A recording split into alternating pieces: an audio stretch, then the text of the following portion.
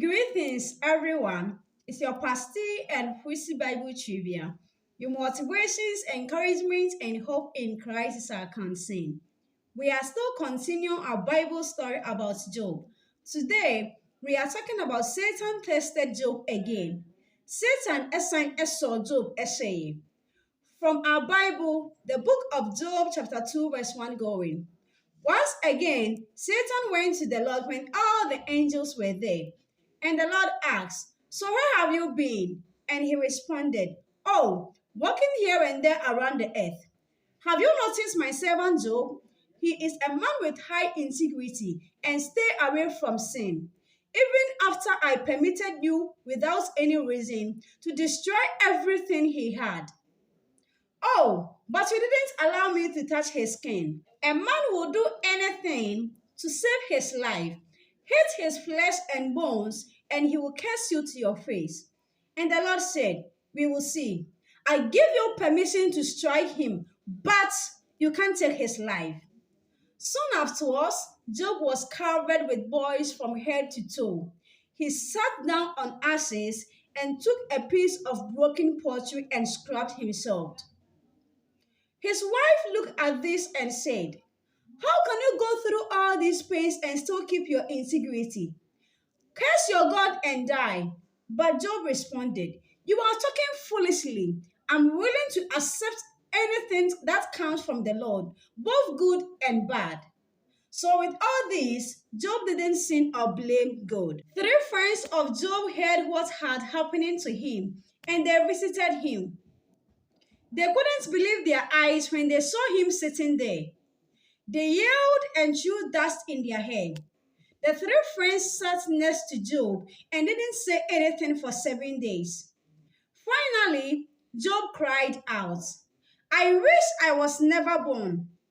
His friend tried to help him understand what was happening to him. One of his friends explained, "Righteous people don't suffer like this, but sinners do." Job agreed, but he didn't know anything that he had done to deserve this. His second friend was a bit more bold. He said, "Job, you are a hypocrite. You need to confess your sin, and the Lord will be merciful." Job still held his innocence. He said, "I remember seeing the righteous people suffering whilst the evildoers were prospering." His third friend was most bold of all. He said, "Job, you are a liar. You are a sinful man and you deserve God's judgment." Now, Job became passionate about his innocence.